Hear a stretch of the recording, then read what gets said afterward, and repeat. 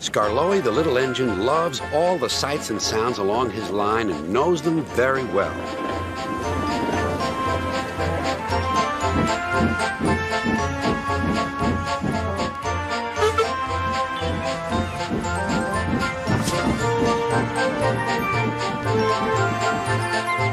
One morning, soon after he returned from being mended, he was enjoying his journey more than ever before.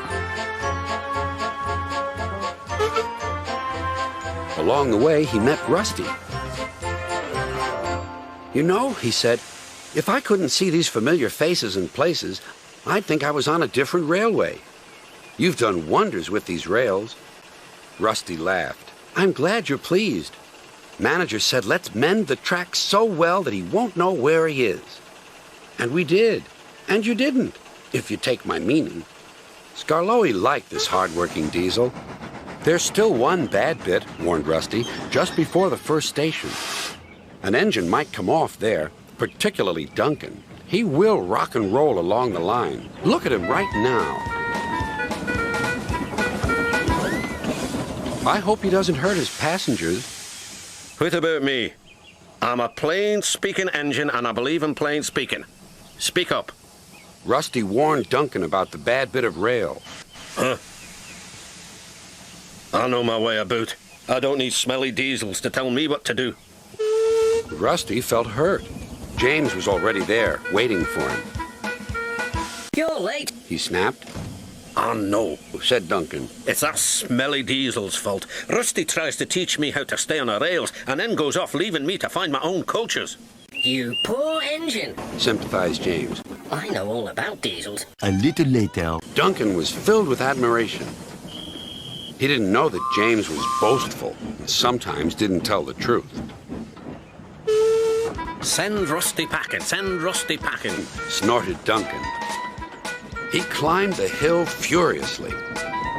"Well done, boy," encouraged his driver. "Keep it up." Soon they were near the first station. Duncan was pleased. Nothing's happened, silly old diesel. Clever me." And he rocked and rolled along the line. "Steady, boy," checked his driver. But it was too late. "Sleepers and ballast. I'm off." And he was. "I warned him," said Rustie. "But all he did was call me names." The little diesel refused to move.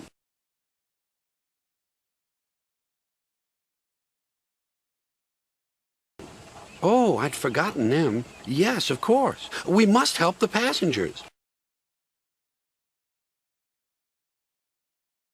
And Rustie roared into life. Duncan stood sad and solitary. He couldn't rock and roll now. "Oh, dear," he thought. "Everyone will know how silly I am." The passengers had to get out and help, too. They weren't very pleased about that, but worked as hard as they could. They carefully levered Duncan back onto the line.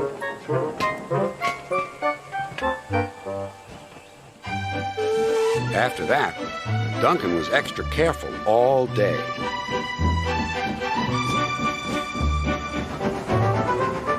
At last, evening came. "Rustie," he whispered.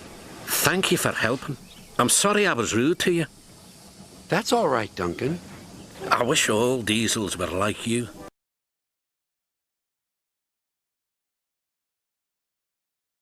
replied Rustie. "We'll mend that bad bit of rail first thing tomorrow."